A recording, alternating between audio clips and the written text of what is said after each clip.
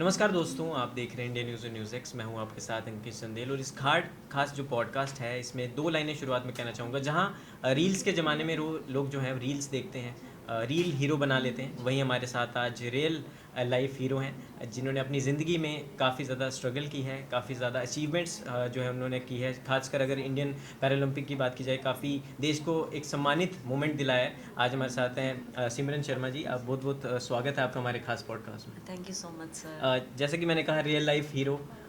तो क्योंकि रील्स पे हम एक्टर्स को देखते हैं, ये हीरो है, लेकिन रियल हीरो आप हैं। सो हीरोइक मूवमेंट जो आप इस साल मेडल आया है आपका, जैसे हम पेरिस में देखा, उससे पहले जापान में भी आया था, तो क्या कहना चाहेंगे, कैसा वो रिएक्शन था जब मेडल आपके हाथ गले में आया बेसिकली? मोमेंट बहुत अच्छा था। मतलब एक सपने जैसा था कि सपना पूरा हुआ है और मेहनत बहुत की थी उसके लिए, पर संतुष्टि नहीं थी मन में, क्योंकि उसके पहले मेरा 100 मीटर भी था और उसमें मैं मेडल आउट हो गई थी। तो कहीं ना कहीं दिल टूट गया था कि मतलब अभी आगे क्या होगा। और फिर 200 मीटर में मेरा ब्रॉन्ज मेडल आया। तो तैयारी 2 मेडल की थी और दोनों गोल्ड की थी, पर वहाँ पे कुछ मसल पेन के कारण मैं मेडल आउट हो गई। बहुत सारी प्रॉब्लम थी वहाँ पे एक्चुअली। मतलब रश बहुत ज़्यादा था, तो सब लोग इंडिया इंडिया चिल्ला रहे थे। और जो अदर कंट्री वाले थे, पेरिस था, और अदर कंट्री वाले इंडिया को बहुत सपोर्ट कर रहे थे। तो एक प्रेशर आ गया था मन के ऊपर कि मतलब ओलंपिक है और सबसे बड़ा इवेंट है, और वोटिंग इतनी कर रहे थे। तो शायद उसकी वजह से मतलब काफ़ी कुछ चीज़ें सीखने के लिए मिली। पर हाँ, मैं खुश हूँ, पर मैं सेटिस्फाई नहीं हूँ। सेटिस्फाई मैं शायद तभी होंगी जब गोल्ड आएगा। जी बिल्कुल, वो दिख भी रहा है क्योंकि गोल्ड आपने पहना भी है आज। तो गोल्ड से तो प्यार है ही आपको, और हम आशा करते हैं जल्दी गोल्ड भी आए। तो एथलेटिक्स की अगर बात की जाए, 100-200 मीटर्स आप करती हैं, उसमें पार्टिसिपेट करती हैं, तो सिर्फ ये काफ़ी मुश्किल भी होता है अगर हम ग्लोबल लेवल पे देखें। तो सिर्फ 100-200 मीटर क्यों, लॉन्ग रिले रेस और वो सब क्यों नहीं चुना आपने, ये वाला क्यों स्पेसिफिक? एक्चुअली 100-200 मीटर में इंडिया में कभी मेडल नहीं हाँ आया हाँ। था। ट्रैक इवेंट में आज तक कभी मेडल नहीं आया। ये इतिहास बना है कि पैरालंपिक में मेडल आया है और लड़कियों का मेडल आया है। 4 मेडल आए हैं और 3 लड़कियों के मेडल हैं। मतलब सारी लड़कियों के हैं, एक दो प्रीति के हैं। तो 4 मेडल है और चारों लड़कियों के हैं। तो ये एक बहुत बड़ी बात है। तो मुझे लगता है कि ये एक मैसेज है सबके लिए कि हम कहीं ना कहीं लड़कियों को रोक देते हैं। जैसे कि मैं गांव से बिलोंग करती हूँ, तो मैंने वहाँ पे बहुत सारी चीज़ें देखी हैं। मतलब शादी से पहले तो इतना सब कुछ नहीं देखा। शादी के बाद जब मैंने जो गेम स्टार्ट किया था, वो मैंने अपनी शादी के बाद शुरू किया था। अच्छा। 7 साल हो गए मेरी शादी को। तो मेरे हस्बैंड जो है वो आर्मी से हैं। ओह, नाइस। तो वो गांव से हैं। अच्छा। तो असली स्ट्रगल मुझे लगता है कि उनके लिए था कि लोगों का बोलना कि घूंघट करना है, और तुम कोई स्पेशल नहीं हो, या तू अपने लिए कोई स्पेशल नहीं लाया है, और छोटे छोटे कपड़े पहनाता है, हम देख लेंगे तू क्या कर लेगा। तो इन चीज़ों से बाहर निकलना, इन चीज़ों को फेस करना, मुझे लगता है कि कहीं ना कहीं हम समाज को देख के पीछे रह जाते हैं। मुझे एक बात समझ नहीं आती, जब आप किसी मुसीबत में होते हो या मतलब आपको किसी चीज़ की ज़रूरत होती है, तो वो समाज आपके लिए क्या करने आता है, वो आपको क्या ला के देता है समाज। तो मुझे लगता है कि अगर किसी के अंदर टैलेंट है तो हमें उसको सपोर्ट करना चाहिए। और हम बोलते हैं वुमेन पावर, बोलते हैं हम वुमेन पावर, या लड़कियां मतलब 50-50 होना चाहिए। तो मुझे लगता है कि एक जो मैंने सच्चाई फील की है, वो मुझे लगता है कि एक औरत ही औरत की दुश्मन होती है।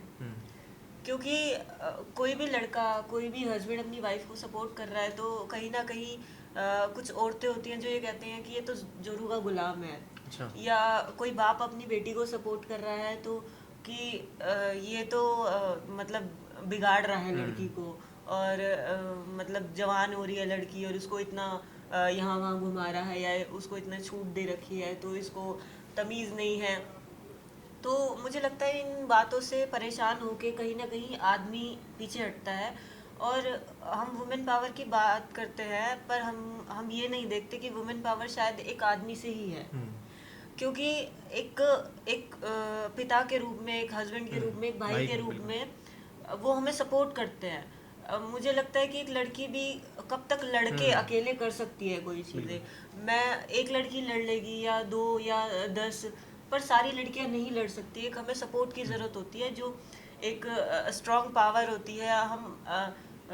जैसे मेरे हस्बैंड ने मुझे सपोर्ट किया, मुझे लगता है कि वो उदाहरण है आज की दुनिया के लिए, एक मतलब भारत के लिए वो उदाहरण है कि एक पति ऐसा भी होता है। उसका मानना है कि मर्दानगी उसमें नहीं है कि हम एक औरत पे हाथ उठाएं या उसके सपनों को मार दें। मर्दानगी उसमें है, असली मर्द तुम तब हो जब तुमने किसी लड़की से शादी की है और उसके कोई सपने हैं तो तुमने उसको मिलकर पूरा किया है। तो शायद मेरे हस्बैंड वो थे कि उनका भी सपना था, वो भी रनर थे, और हम गवर्नमेंट सैलरी इतनी ज़्यादा नहीं होती और हर चीज़ पैसे से होती है, ये सच्चाई है बहुत बड़ी। और हमारे जो इक्विपमेंट थे वो काफ़ी कॉस्टली आते थे। शूज़, स्पाइक्स, ये एक एक पेयर 25,000 के पास आता था। तो उसको दो चीज़ों में से एक चीज़ चुननी थी। पहले तो वो एक समाज से लड़ ही रहा था कि मतलब वो आगे खड़ा था मेरे कि मैं इसको कुछ नहीं कहने दूंगा किसी को। और फिर दूसरा, हम फाइनेंशियली प्रॉब्लम से लड़ रहे थे। उसने जो सेविंग थी उसकी, एक प्लॉट था हमारे पास, उसने वो बेच दिया मेरे लिए। और क्या बोलते हैं, कुछ कर्जा भी हो गया था 7-8 लाख रुपए का उस टाइम पे।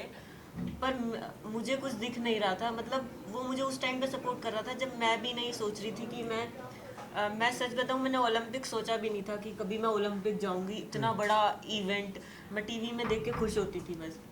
पर उसने मुझसे एक दिन बोला कि मुझे विश्वास, मतलब तुम नहीं कर सकती कोई बात नहीं, पर मैं तुम्हें करा दूंगा, ये मुझे विश्वास है। क्या तो एक आदमी की सपोर्ट ये होती है, मुझे लगता है। बिल्कुल। और हर किसी आदमी को ये समझना चाहिए कि आपको शुरू में लड़ना पड़ेगा।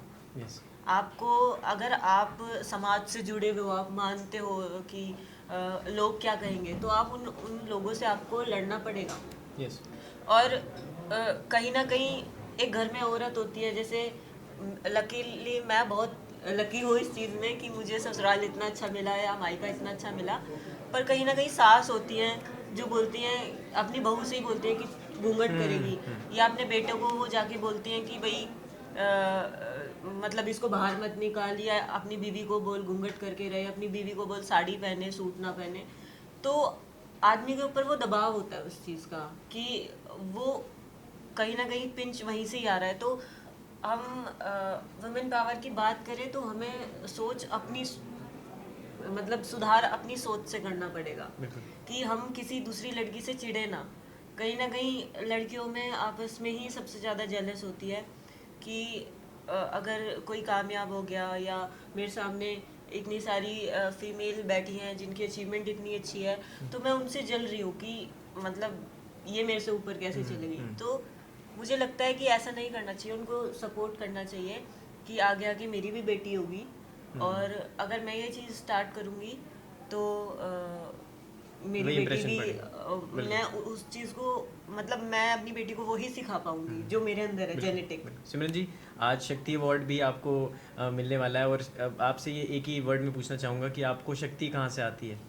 शक्ति, मैं देखो वैसे फौजी साहब से ये विमेन का अभी चल रहा है। हाँ। पर मेरी लाइफ की सबसे बड़ी सच्चाई है कि मेरी कामयाबी के पीछे एक आदमी का हाथ है। हाँ। मैं सपने में भी नहीं सोच सकती थी, जहाँ तक वो मुझे पकड़ के ले आया। बहुत सारे डाउनफॉल आए। एक ऐसा भी टाइम था जब सुसाइड करने की कोशिश की थी कि नहीं कुछ नहीं हो पाएगा। फादर वेंटिलेटर पे थे और घर बहुत ज़्यादा कमज़ोर था। आज मैंने अपनी मतलब घर था ही नहीं, ये समझ लो। मेरी मम्मी हॉस्टल में बर्तन मांजती थी।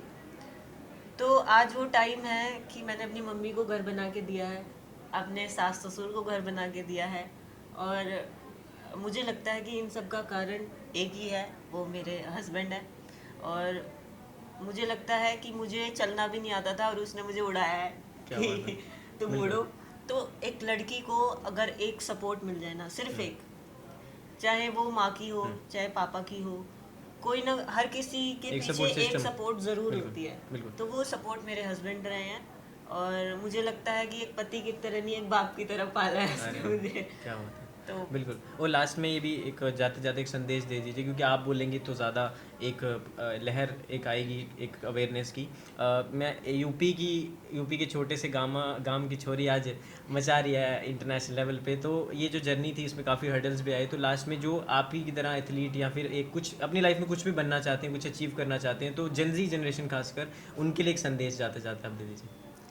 मैं एक ही चीज़ बोलूँगी, जब भी हम कोई चीज़ स्टार्ट करते हैं तो हमें जल्दी रिजल्ट चाहिए होता है उस चीज़ का कि कोई भी आप स्पोर्ट्स स्टार्ट कर रहे हो, या मैं उनके पेरेंट्स को भी कहना चाहूँगी कि उन्हें रिजल्ट चाहिए कि हमारा बच्चे का मेडल 1 साल में या 6 महीने में आ जाए। तो ऐसे नहीं होता। खेल एक तपस्या है, तो आपको तपस्या करनी पड़ेगी, और अगर आपने शुरू करा है तो आप ख़त्म ही करना, वरना शुरू मत करना, क्योंकि इसमें खेल में बहुत जिगर लगता है। आप गिरोगे ग्राउंड पे, आपको इंजरी आएगी, आप उल्टी करोगे, आपको चक्कर आएंगे, आप बेहोश होगे ग्राउंड पे, बेड से उठोगे तो मसल में इतना दर्द रहेगा कि आप सोच भी नहीं सकते। तो जब हिम्मत हो तभी उठना इस चीज़ के लिए, तभी उसको स्टार्ट करना, क्योंकि इन सब के बिना ये नहीं हो पाएगा। और बीच में मत छोड़ना, अगर आपने स्टार्ट करा है तो बीच में मत छोड़ना। बहुत सारे मेडल आपका इंतज़ार कर रहे हैं, और बहुत दुख होता है जब अपने ओलंपिक में मेडल नहीं आते और यूएसए और चाइना सबसे ऊपर रहता है। मुझे लगता है हमारी जनसंख्या इतनी बड़ी है कि हम सबसे आगे निकल सकते हैं, इतना टैलेंट है कि हम सबसे आगे निकल सकते हैं, पर इन चीज़ों में सपोर्ट की भी ज़रूरत है। मुझे लगता है कि जो स्पॉन्सर हैं, इतने सारे बड़ी बड़ी कंपनियां हैं, उनको बच्चों को स्पोर्ट्स में भी आप स्पॉन्सर करो, और ग्रास रूट से उनको स्पॉन्सर करो। उन्हें हॉस्टल की ज़रूरत है, क्योंकि गरीबी बहुत है इंडिया में, और बहुत सारे लोग सिर्फ पैसे की वजह से नहीं कर पाते।